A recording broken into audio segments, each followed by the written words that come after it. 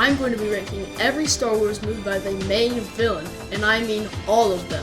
A New Hope, The Last Jedi, and yes boys, even the Clone Wars movie. I got you. But we are doing this chronologically, so let's start with The Phantom Menace. First up we have Darth Maul from The Phantom Menace. This Sith assassin, with his iconic double-bladed lightsaber and fearsome appearance, left a lasting impression on Star Wars fans. Maul was tasked by Sidious to eliminate the Jedi and pave the way for the Sith's return. His relentless pursuit of Queen Amidala and the Jedi, combined with his agile and ferocious fighting style, made him a formidable foe. Maul's fierce duel with Qui-Gon Jinn and Obi-Wan Kenobi is one of the most memorable lightsaber battles in the saga. Though Maul was cut in half by Obi-Wan, his legacy lives on in other Star Wars media where he continues to be a thorn in the side of the Jedi.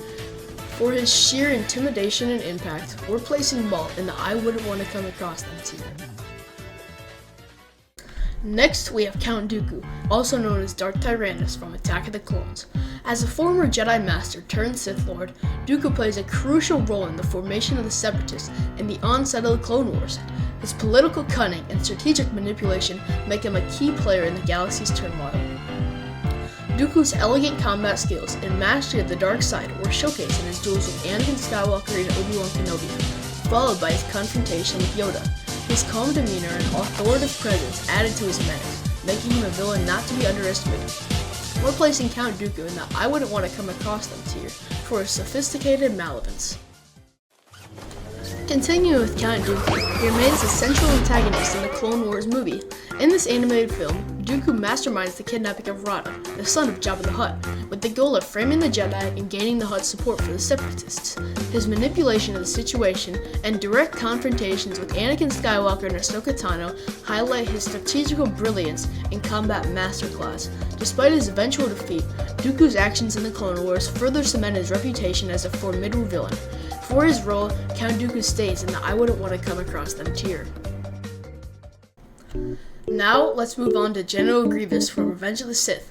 Grievous, the cyborg commander of the Separatist droid army, is known for his brutal combat skills and collection of lightsabers from fallen Jedi. His skeletal appearance and relentless pursuit of his enemies make him a truly fearsome opponent. Grievous's confrontation with Obi-Wan Kenobi on the planet Utapau is a standout moment, showcasing his agility and lethal abilities. Although he ultimately meets his end at the hands of Obi-Wan, Grievous's menacing presence and impact on the Clone Wars earn him a spot in the intimidating tier. In Solo: A Star Wars Story, we meet Dryden Voss, the sophisticated and deadly crime lord of the Crimson Dawn. Voss's menacing presence, marked by a scarred face and refined demeanor, makes him a formidable foe for Han Solo and his crew. His violent tendencies and ruthlessness are showcased in his interactions with Tobias Beckett and Kira. Voss's final showdown with Kira reveals his lethal nature and his place in the criminal underworld. However, compared to other Star Wars villains, he lands in the annoying tier for his relatively limited impact on the broader saga. Next, we venture into Rogue One, A Star Wars Story, where we encounter director Orson Krennic.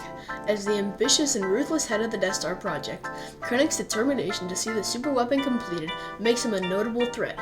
His manipulative tactics and willingness to sacrifice anything and anyone to achieve his goals highlight his dangerous nature.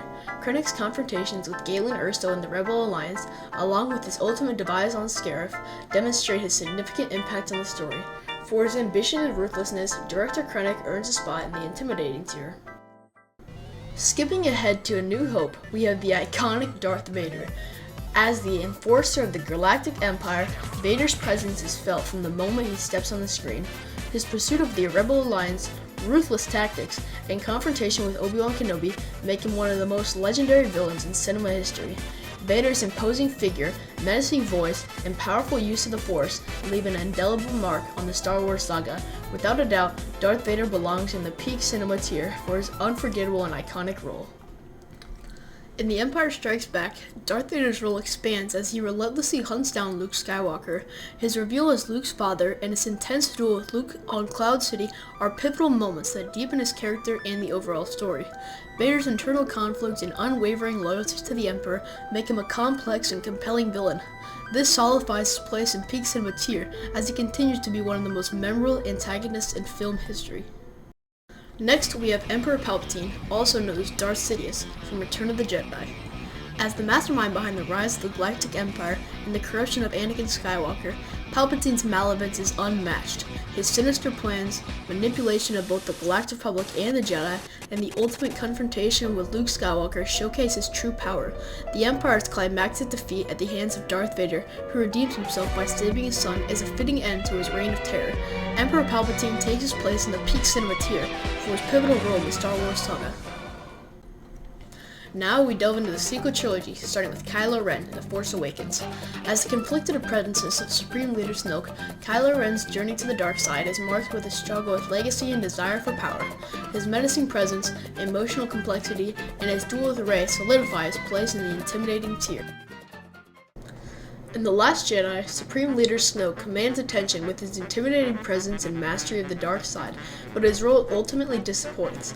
Despite being built up to be a mysterious and powerful figure, he lacks meaningful backstory or a clear purpose, making him more like a plot device than a fully developed character. His sudden, anticlimactic device leaves lingering questions and highlights wasted potential. For all his menace and build-up, Snoke's shallow and unresolved character lands him squarely in the annoying tier. Finally, we return to Emperor Palpatine, aka the Sith Eternal, in The Rise of Skywalker. Revealed as the mastermind behind the First Order and the ultimate puppet master, Palpatine's return is incredibly stupid and makes no sense at all. This was their explanation. Somehow Palpatine returned. Like seriously, a $97 billion company can't afford common sense. His poor writing and placement in the series earned his place in the dumpster fire tier. Before I wrap this video up, I just want to thank you guys so much for sticking to the end and watching. Truly, it means everything to me. You're the reason I do it. Make sure you like and subscribe for more content like this, and see you in the next one. Peace!